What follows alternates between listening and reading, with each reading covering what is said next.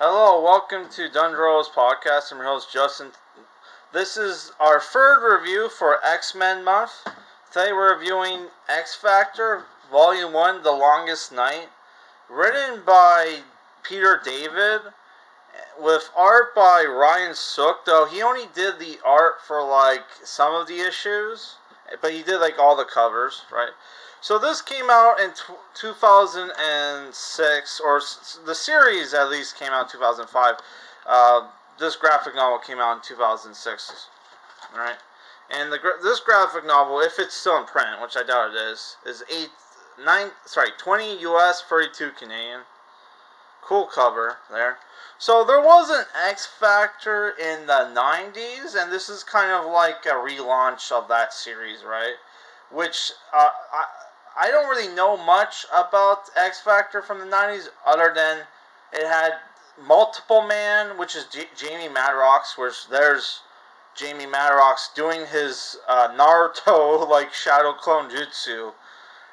Like, he, no way, no way this guy didn't watch an episode of Naruto, because this very much feels like an episode of Naruto, especially since the different duplicates, or dupes as they're called, uh, has different personalities, which Naruto sometimes has that. They did a whole episode on Naruto fighting his different shadow clones. It was like a filler episode.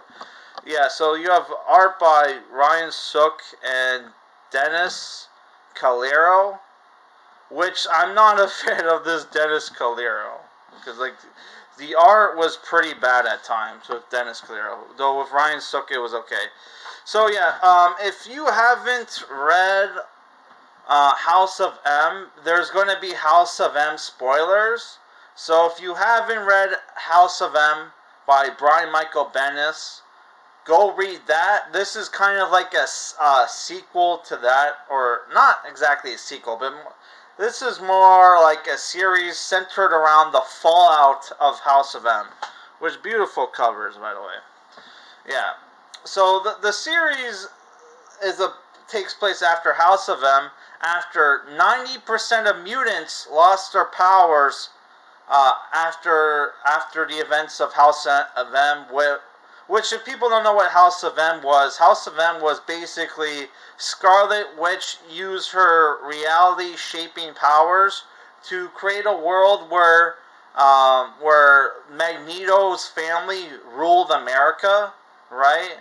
And there was finally equality for mutants, but Wolverine remembered the past, the real world, and recruits superheroes to try to take down Scarlet Witch and bring back things back to the way they were, right?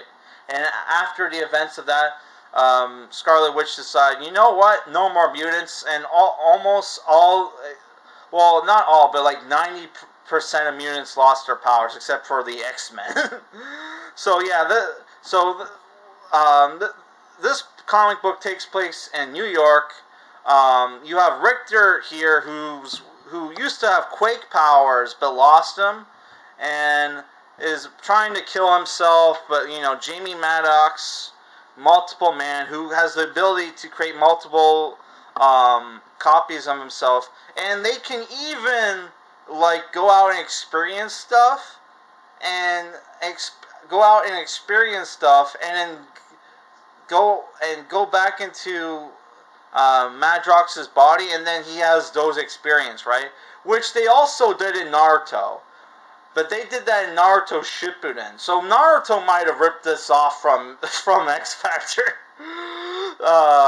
Yeah, so Jamie tries to talk Richter out of killing himself and recruiting him for his detective agency, which is X Factor, which he was able to start the agency by cheating on a game show.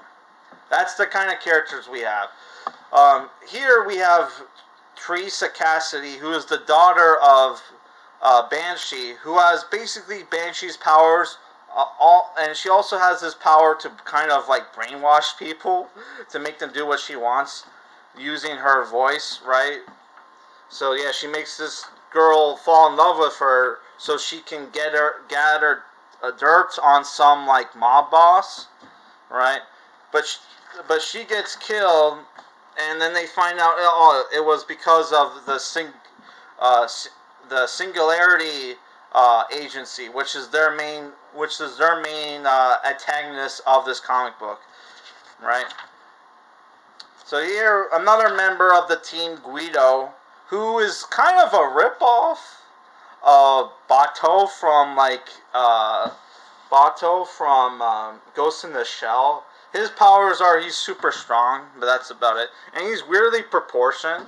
And like the other guy kind of has a more realistic art style. So like when they he draws everybody realistically except for him. He still could uh you know cartoony. Yeah. So I don't want to spoil the whole comic, right? Um, Here you have Rain, who is from New Mutants. She's a Catholic Scots woman who can turn into a werewolf, right? At will. Yeah. Also, at the end of the first issue, one of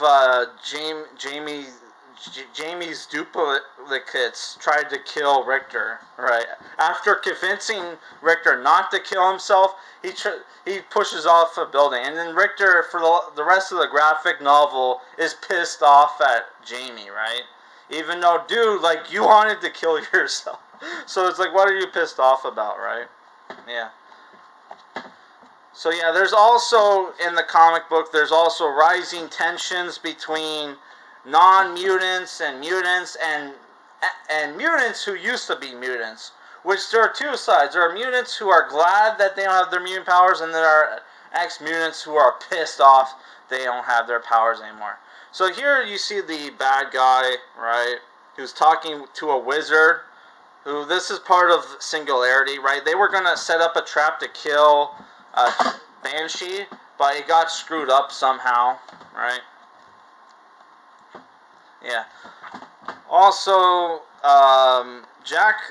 There's a celebrity called Jack Vaughn who kills this hooker maid, right? And then they frame the sister, and then like there's a whole subplot where they're trying to solve that, right? Yeah, I don't want to spoil the whole book, but yeah. There's also this character, Layla Miller, who is orphan who joins the team, and her whole thing is she's Layla Miller and she knows stuff, and she was, I think she was a character from House of M, right? And she's trying to she's trying to help the X Factor figure out how the mutants lost their powers. And they want to make it so like mutants get their powers back. But in one way, she's trying to help them, and in a second, she's trying to stop them, right? So it's super weird. Like, she saves Richter's life by getting rid of this guy, right? And at the same time, she wants to, stop X Factor from getting back together. Getting mutants their powers back. Also, you have this character, Monet, who can fly, who's described as being Supergirl meets Veronica from Archie Comics. Who, if you know who Veronica is, she's an annoying kind of woman, spoiled brat, right? So yeah, this was a cool scene actually, and I love this cover, right? Monet's powers is she can fly, and she has psychic powers. Because it wouldn't be an X-Men team if you didn't have if somebody didn't have psychic powers. Also, you have the Mr. Trip Jr., who is the son of the main antagonist, who's kind of like the face of the bad guys, because like they don't know about Trip Senior, they only know this guy, right? Yeah. Also, there's a scene where Guido and Rain take on the cops, right? during Riot. Also, Monet gets beat up by one of the bad guys because the bad guys were pissed off that they killed that X Factor killed their assassin. So Monet, she gets beaten up by one of them, only to be captured by this psycho who used to be an ex-mutant doctor, who is pissed off at X Factor because he lost his powers, and she ends up getting saved by Richter, right? Yeah. So let's wrap this up. So what did I think about this book? One, I really liked the plot and the story, where you have like this, where you have our characters trying to figure out, okay, what happened and how did mutants lose their powers, and how can they get it back? Though there is a problem with, if you've read House of M, you know how mutants lost their powers. So at this point, you're just waiting for our characters to play catch up. So the problems with the comic book are, the Ryan Sook art is great, but when it switches to the other guy, it's really bad. To the point where there's a panel in the last page where you have our characters drawn with super weird faces, right? And there's even a panel where here you see, this is how this guy draws Madrox, right? Here you see Madrox and Rain drawn with the same page, with the same face on the same panel, man. It's like, what the fuck? How did nobody notice this bullshit? It's like, wow, dude. The art at times is super bad. And the dialogue is very cringe at times. When it tries to be funny. You have a bad guy. One of the bad guys is like, man, it sucks being a bad guy sometimes. Like super stupid meta jokes like that and references, right? But there are times when when the dialogue is good and the characters quell together, not quell, fuck.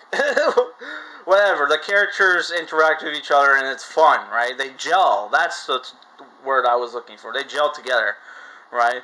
So, but because of the bad dialogue in the art, though I really like the story and the premise, also, by the way, there's lots of the standard, mutants are an allegory for, racial injustice and, bullshit. That bullshit is in there as well. But, you kind of have to expect that in X-Men or X-Men spin-off book. But besides from the problems I have with the book, I am kind of looking forward to reading more X Factor, and I did pick up the second volume recently, even though it's been I've had this in storage for years, and now I just finally decided, hey, I'm just gonna read the second volume, because I could have picked up the second volume at any time because they had it. They had it. It's been sitting on the shelf at my local comic book shop, but I saw the second volume at a other store, and I'm like, yeah, I'll pick that up. Yeah, so yeah, if I were to give this a rating, it's a 6 out of 10. Though I could be, my take on this comic book could be 100% wrong, because this is considered one of Peter David's best series, right? A lot of people, this is considered a classic series, and a lot of people love this run. I think even Darkside Comics loves this. I think I've heard him say he loves this run as well. So I could be completely wrong on that. But yeah, I am interested into reading more X Factor books. So for my next X-Men month review, we're going to review the Malibu Comics, Marvel Comics crossover, Mutants vs. Ultras, First Encounters. This is an 80-page comic book with art by Jeff Matsuda, or at least the cover is. I haven't seen the interior yet. But yeah, I'm looking forward to read this. I picked this up on Free Comic Book Day, and I'm finally getting around to